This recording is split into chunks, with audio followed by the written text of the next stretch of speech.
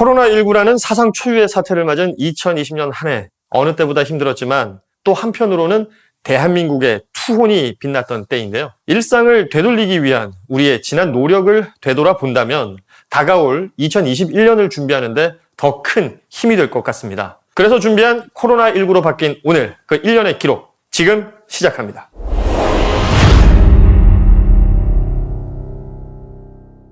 중국에서 확인된 코로나19 바이러스가 1월 20일 대한민국의 국경을 넘으며 첫 번째 확진자가 발생했습니다. 정부는 곧바로 감염병 위기경보 수준을 관심에서 주의 단계로 상향 조정했지만 7일 만에 또다시 경계 단계로 전환하게 됩니다. 국내 두 번째 확진자가 발생한 곳인데요. 이때부터 보건복지부는 중앙사고수습본부를 설치해서 국민들에게 신속하고 투명하게 정보를 전달하기 위해 매일 2회씩 브리핑을 하고요. 개인 위생수칙을 정해서 발표하는 것은 물론 전 세계 최초로 선별진료소를 지정해서 코로나19 진단에도 적극적인 대처를 시작합니다.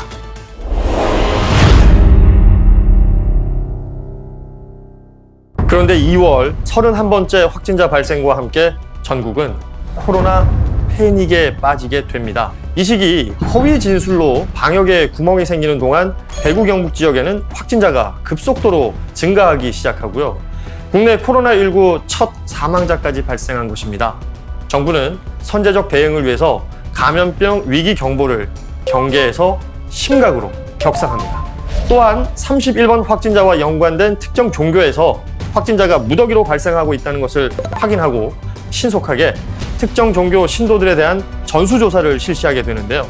이때 전국적으로 감염이 확산되는 것을 막기 위해서 모든 인력과 수단이 총동원됩니다. 특히 대구 경북 지역을 특별 재난지역으로 선포하고 급속도로 증가하는 환자들을 효율적으로 치료하기 위해서 경증 환자를 치료하는 생활치료센터를 운영하기로 결정합니다. 당시 병상이 부족한 대구 경북 지역에 꼭 필요했던 획기적인 아이디어였습니다. 또한 차를 탄 채로 10분 만에 검사를 받는 드라이브스루 선별진료소도 바로 이 시기에 도입됐습니다. 이때부터 모든 국민이 코로나19 사태 정황과 정보를 불편함 없이 인지할 수 있도록 처음으로 수어 통역을 병행했고요. 코로나19 홈페이지를 개설해서 코로나19 진행 사항과 정부 대응 상황을 실시간으로 공개했습니다. 사실 당연한 거지만 놓치는 국가도 많거든요. 빨리 잘 대응한 것 같습니다.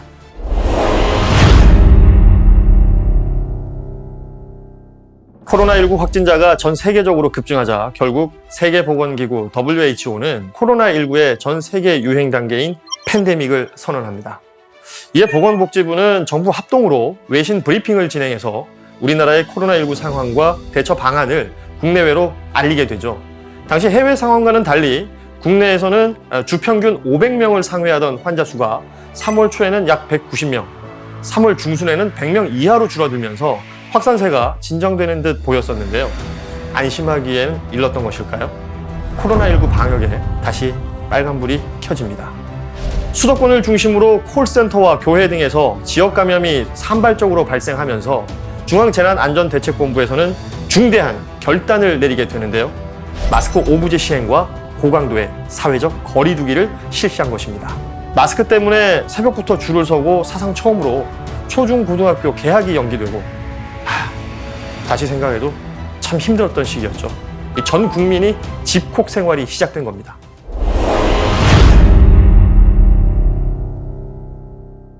자, 코로나19 첫 확진자가 발생한 후에 100일이 지났습니다. 그동안 우리 정부가 어떻게 대응했는지 체크해볼 필요가 있겠죠? 100일을 기준으로 60만 명이 넘는 사람이 코로나19 검사를 했고요.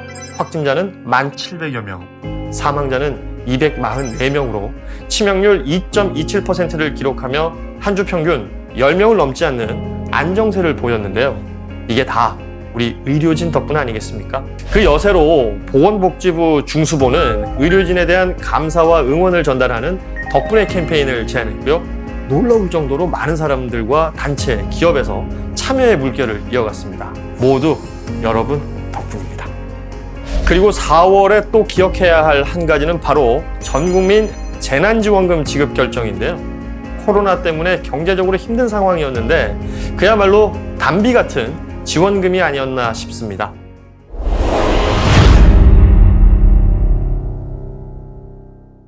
큰 위기를 넘기고 확진자 수가 보름째 10명 안팎으로 줄어들면서 5월 초 사회적 거리두기가 생활 속 거리두기로 전환이 됩니다. 이건 생활 방역을 할 수 있는 여건이 마련되었다는 의미인데요. 바로 그때 또 터지고 말죠. 이번에는 이태원 클럽이었습니다. 그동안 집콕만 했던 사람들이 5월 연휴 기간을 맞아서 이태원을 찾으면서 감염이 확산된 것인데요. 아울러 방판업체 또 물류센터를 중심으로도 감염이 연달아 확인되기 시작합니다. 이에 정부는 수도권 방역을 더욱 강화하고 대중교통에서 마스크 착용을 의무화하며 생활 속 거리두기를 더 철저히 지키도록 조치를 내립니다.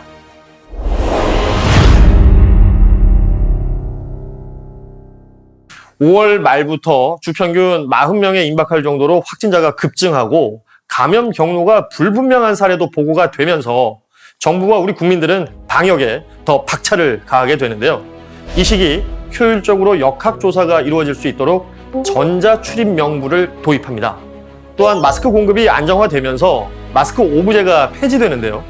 국민들은 정부의 이런 조치에 맞춰서 생활 방역에 더욱 힘을 쏟게 되죠. 그 결과 6월 8일 전 학년 등교 개학이 결정됩니다. 당시 학부모들 진짜 안도감과 불안감이 함께 감돌았던 것 같습니다.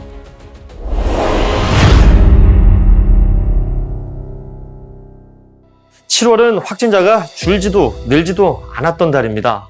그 이전과 차이라면 수도권 중심으로만 발생했던 이 소규모 집단 감염이 전국 단위로 나타났다는 것인데요. 특히 이때는 종교 모임을 중심으로 확진자가 증가했죠. 그래서 방역당국은 교회 방역 강화에 나서는데요. 정규 예배 이외에 소규모 모임을 금지하고 단체 식사나 음식 제공 또한 전면 금지. 개개인은 물론 성가대도 마스크를 착용해야 한다는 수칙을 정한 것입니다. 그리고 방역당국이 주시한 또 한 곳이 바로 지역의 항구인데요. 선원 교대를 목적으로 국내에 들어온 해외 입국자 중에서 코로나19 확진자가 다수 발생된다는 것을 포착한 것입니다. 정부는 곧바로 전국 항만을 통해 국내로 들어오는 모든 외국인 선원이 14일간 의무적으로 격리 생활을 할 수 있도록 임시 생활시설을 개소합니다.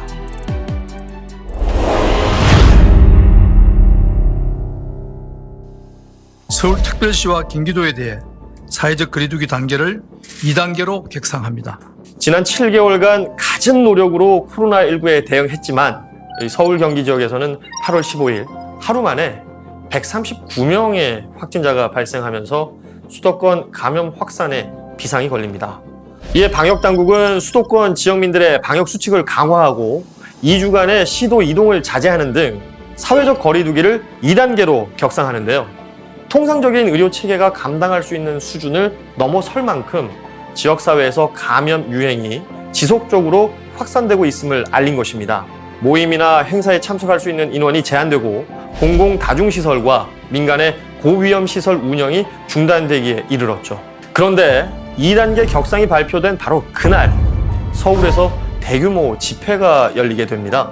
집회에 참석한 분들을 통해서 전국적으로 감염이 확산될 우려가 커진 상황, 핸드폰의 위치 추적, 또 긴급 재난 문자 발송 등 선제적 검사를 위해 최선의 노력을 다하는데요.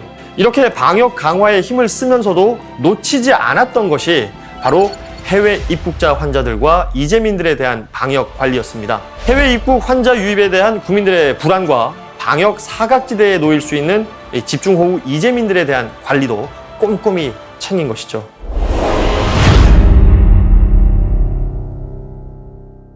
자, 9월 하면 추석 이야기를 빼놓을 수 없을 것 같아요. 이 모든 국민이 잠시 멈춤을 했던 추석. 고향에 가는 대신 집콕을 해야 했던 그 어느 때보다 쓸쓸한 추석이었는데요. 정부는 코로나19로 지친 국민들에게 집안에 머물면서 몸과 마음을 돌보자는 쉼의 메시지를 전달했죠. 이와 함께 추석 특별 방역 기간을 지정해서 방역관리 강화와 비상의료체계를 운영하는 것도 잊지 않았습니다. 그리고 9월의 가장 큰 이슈는 바로 이거였죠. 복지부 2차관 신설과 질병관리청의 개청인데요. 대한민국의 감염병 대응 능력을 높이고 질병관리 예방 체계가 업그레이드 될 것이라는 기대가 큰 만큼 치료제 개발 등 중요한 과제들에 대해서 앞으로의 활약을 기대하겠습니다. 파이팅입니다.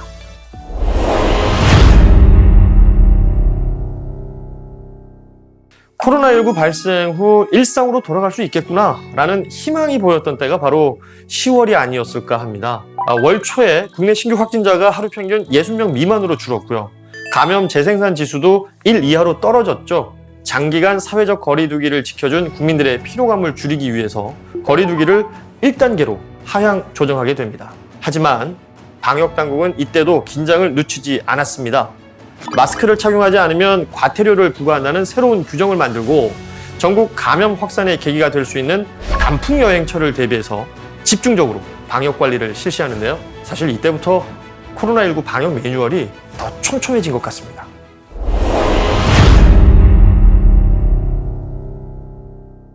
그리고 11월엔 사회적 거리두기가 개편됩니다. 기존에 3단계였던 거리두기가 아시는 것처럼 5단계로 세분화된 것인데요. 먼저 코로나19 상황은 1단계인 생활 방역과 1.5, 2단계의 지역 유행, 그리고 2.5, 3단계인 전국 유행으로 크게 나뉘고요. 단계 적용은 지역별로 차등 적용하게 됩니다. 기존에는 각 단계별 방역 강도의 차이가 너무 컸기 때문에 단계 조정을 할 때 사회적 수용성이 떨어졌었거든요. 이런 단점을 보완하기 위해서 실시한 것입니다. 이 거리두기 5단계로 방역 관리가 더 세밀하게 이루어지길 기대해 보겠습니다.